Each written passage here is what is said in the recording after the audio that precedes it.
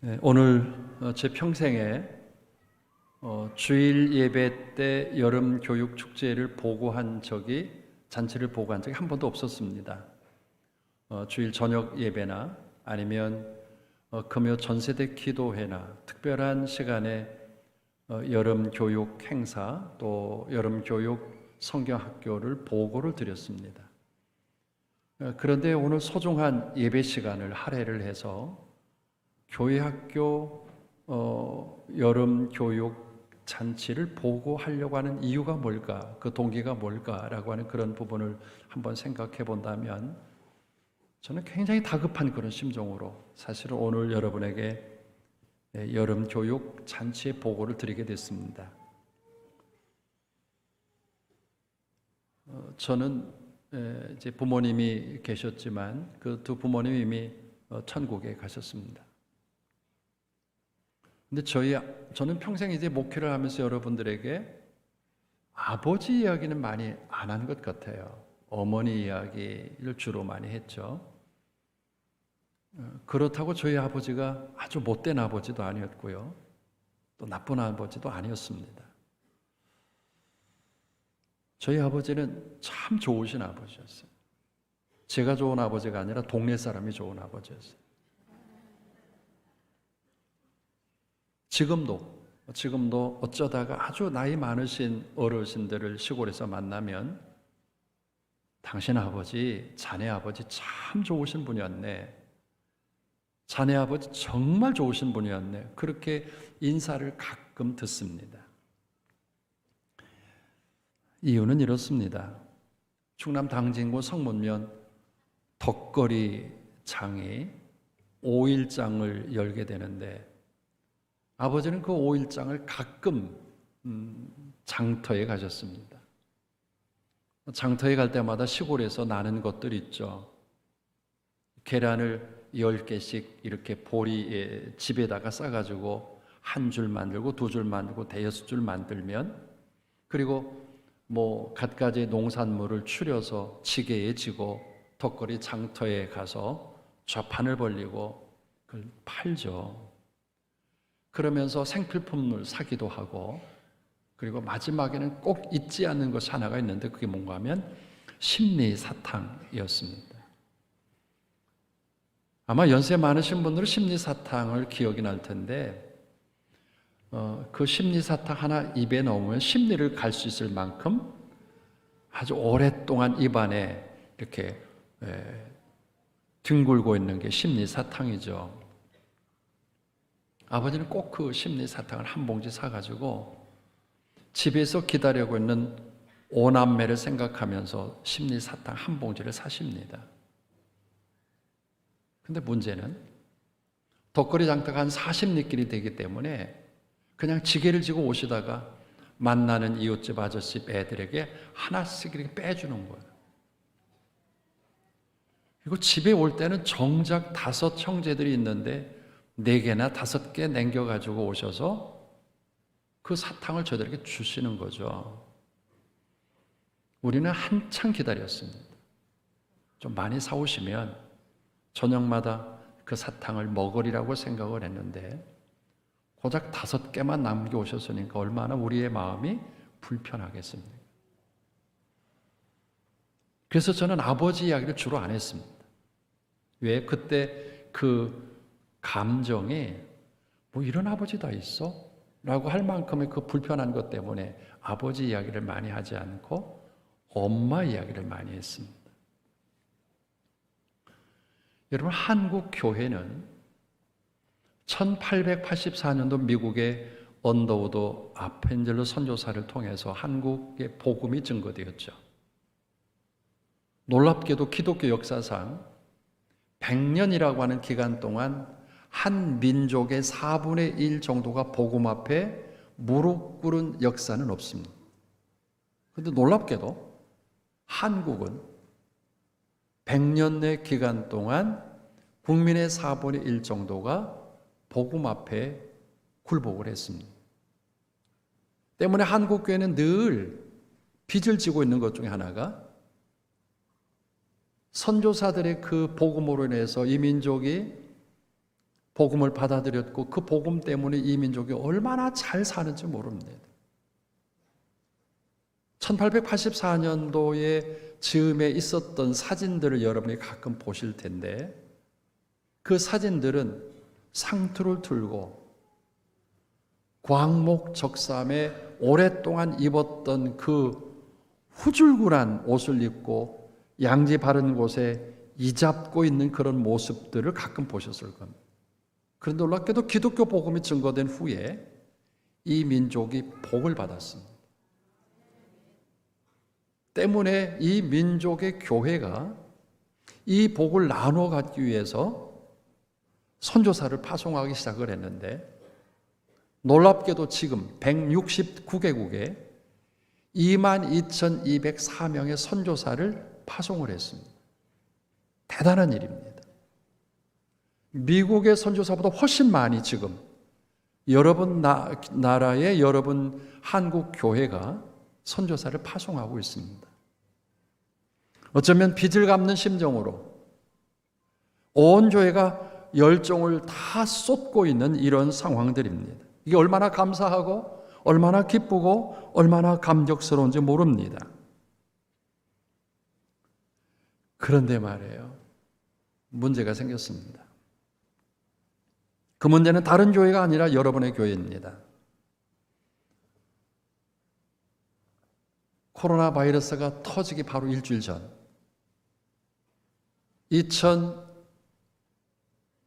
2020년 1월 22일 교회 학교 출석 통계가 보시는 것처럼 아동부 240명, 중고총 331명, 비전부 29명, 그날 출석한 우리 교회 학교 자녀들이 600명이 출석했습니다. 사실은 그리 큰 교회 아닌데 600명의 자녀들이 함께 모여서 예배를 드렸다고 하는 것은 대단한 일입니다. 감격스러웠고 기뻤습니다. 아마 봄날이나 여름날 같았으면 더 많이 모였을 텐데 굉장히 추운 겨울이라 사실은 600명이 모였던 겁니다. 그리고 그 주간에 코로나가 터졌습니다. 그리고 그 코로나는 3년을 지났고 그리고 해제가 되어진 지 벌써 6개월이 우리 지났습니다. 여러분의 교회 지난주에 출석 통계입니다. 2023년 8월 22일 교회학교 통계가 아동부 172명, MIF 170명, 비전부 17명, 총합 359명, 250명의 학생들이 지난 주간에 사라진 게 아니라 지난 코로나 이후에 다 같이 모인 이 지난 1월 달 이후부터 약 40%의 학생들이 사라졌습니다. 그리고 그 사라진 학생들이 6개월 지나면 회복될 줄 알았고 6개월쯤 지나면 다시 원상 복귀될 줄 알았지만 여전히 그 41.7%의 자녀들이 교회 학교에 출석하지 못하고 있습니다. 때 지나면 될 거야. 이제 가을쯤이면 다시 회복될 거야 라고 하는 그런 위로로 우리를 격려하지만 지난 6개월 동안 보아왔던 교회 학교 출석률을 본다면 미래는 그렇게 밝지 못합니다. 왜 그럴까? 이제 우리의 생각을 바꿔야 될 것 중에 하나가 지나가는 사람들에게 심리사탕을 하나씩 주고도 그 넉넉하게 더 주고 싶어하는 그 아버지의 넓은 마음을 저는 알고 있습니다. 그런데 왜 집에 있는 자식들은 그렇게 생각하지 못했을까? 지나가는 사람에게 그 사랑을 줄 알았던 그 아버지께서 덕거리 장터에서 돌아오게 될 그 아버지를 기다리고 있는 아들들은 왜 아버지가 깊이 생각하지 못했을까? 여러분, 마태복음 28장 19절에 보면 그러므로 너희는 가서 모든 민족을 제자로 삼아 아버지와 아들과 성령의 이름으로 세례를 베풀어라. 주님께서 말씀하셨습니다. 또한 마가복음 16장 15절에 동일하게 또 이르시되 너희는 온 천하에 다니며 만민에게 복음을 증거하라라고 하는 주님의 말씀, 다니면서 복음을 증거하라고 하는 주님의 말씀을 제자들이 들었습니다. 그리고 주님은 십자가에 달리셨고 부활하신 다음에 40일 동안 제자들과 함께 계시다가 승천하시기 직전에 주님께서 주셨던 메시지가 있습니다. 우리 함께 읽어보죠. 시작. 오직 성령이 너희에게 임하시면 너희가 권능을 받고 예루살렘과 온 유대와 사마리아와 땅끝까지 이르러 내 증인이 되리라 하시니라. 주님께서 땅끝까지 이르러 내 증인이 되라라고 하는 그런 말씀 속에 제자들은 다짐을 합니다. 예루살렘에서 바로 옆에는 유다로, 그리고 그 유다에서 조금 더 수평적으로 사마리아 지역으로, 조금 더 수평적으로 땅끝으로 복음을 증거하기 시작을 합니다. 그래서 그것이 유럽으로 갔고, 유럽에서 미국으로 갔고, 미국에서 한국으로 수평적으로 복음이 증거되기 시작을 합니다. 전 세계가 이 복음 앞에 무릎을 꿇었고 수많은 사람들이 예수를 믿어서 구원받았습니다. 그런데 문제가 수평적으로 동네 사람들에게는 사탕을 다 나눠 주었지만 수직적으로 집에서 기다리고 있는 자식들에게는 심리 사탕 하나 주는 것으로 만족하고 있었던 그 아버지 같은 생각이 우리들에게도 있습니다. 이제 예루살렘에서 유다의 복음을 증거하는 것, 그리고 예루살렘에서 사마리아로 지역으로 복음을 증거하는 것, 그리고 예루살렘에서 땅끝으로 복음을 증거하는 일에 다 동의합니다. 그렇게 해야 된다고 주님께서 말씀하셨고 그 말씀 앞에 우리는 굴복하고 그렇게, 그리고 한국에는 160개 교회에 22,000명 이상의 선교사를 파송을 해서 주님의 그 말씀 앞에 동의를 했습니다. 그런데 여러분의 교회에 있어야 할, 수직적으로 있어야 할 그 자녀들, 수평적으로 넉넉하게 복음이 증거되어 있지만 수직적으로 있어야 할 내 자녀들에 대한 복음은 나는 얼마나 지금 관심 갖고 있을까라고요. 요한복음 1장 12절에 영접하는 자 곧 그 이름을 믿는 자들에게는 하나님의 자녀가 되는 권세를 주셨으니 그 이름을 믿기만 하면 하나님의 자녀가 되는 권세가 있는 줄로 믿습니다. 그 권세를 가지고 있는 우리의 자녀들, 요한복음 3장 18절 말씀에 이렇게 성경을 기록합니다. 시작. 그를 믿는 자는 심판을 받지 아니하는 것이요 믿지 아니하는 자는 하나님의 독생자의 이름을 믿지 아니하므로 벌써 심판을 받은 것이니라. 여러분, 하나님의 자녀가 되는, 그의 자녀가 되는 사람은 심판을 받지 않지만 자녀가 되지 아니하면 심판을 받는다고 하는 말씀을 주님은 주십니다. 그렇다면 오늘 나는 수평적으로 복음을 증거하며 이웃에게, 그리고 아저씨들에게, 그리고 이웃 아주머니들에게 복음을 증거할 줄 알면서 왜 내 자녀들에게 복음을 증거하는 일에는 왜 그다지도 관심이 없을까라고. 내 자녀가 하나님의 자녀가 되는 권세를 얻었다고 한다면 그가 주님 앞에 서는 날 심판이 면제되어지지만, 하나님의 자녀가 되지 아니한다면 그는 주님 앞에서 심판을 받을 수밖에 없는 자녀가 됩니다.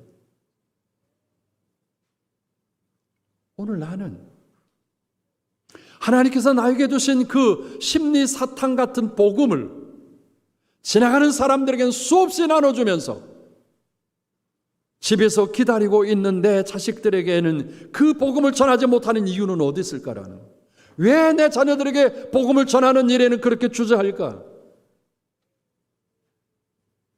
이스라엘 백성들은 그들의 신앙의 고백은 분명했습니다.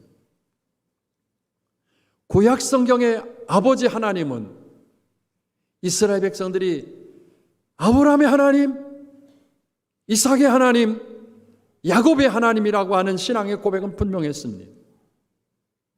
어쩌면 수직적인 하나님 하나님이라고 하는 사실을 가르쳤기 때문에 야곱의 하나님, 이삭의 하나님, 아브라함의 하나님, 그리고 요셉의 하나님이라고 하는 사실을 고백할 수 있었습니다. 오늘 봉독한 구약 성경의 말씀은 이런 내용입니다. 아브라함의 하나님을 믿었던 이삭, 이삭의 하나님을 믿었던 야곱, 그 야곱은 그의 아들 요셉을 어느 날 불러다 놓고 이렇게 이야기를 합니다. 내가 믿었던 하나님, 우리 아버지가 믿었던 하나님, 우리 할아버지가 믿었던 그 하나님을 나도 믿는데, 내가 지금 있는 이 처소, 이 고센 땅, 이 애굽 땅은 아버지가 원하는 땅이 아니니 혹 애굽을 떠나갈 때 내 해골을 파내서 고향으로 돌아가서 묻어주길 바란다 하고 요셉에게 요청합니다. 요셉은 아버지 허벅지 밑에다가 손을 대고 아버지 약속하겠습니다. 내가 어느 날, 우리 민족이 어느 날 이 고센 땅을 떠나는 날 아버지의 해골, 아버지의 시신을 가지고 하나님을 섬겼던 그 땅으로 가겠습니다. 그리고 출애굽하는 날 그들에게 제일 먼저 중요한 것은 젖과 꿀이 흐르는 가나안 땅으로 내비게이션을 치고 엔터를 킨 것이 아니라 요셉의 해골을 찾느라고 정신이 없었습니다. 그리고 그 해골을 어깨에 메고 지금 가나안 땅을 가는 겁니다. 거기 아브라함의 하나님, 이삭의 하나님, 야곱의 하나님이 있던 그 장소로 요셉은 아버지 앞에 언약한 대로 그 장소로 가기 시작을 합니다. 오늘 여러분들은 어떻습니까?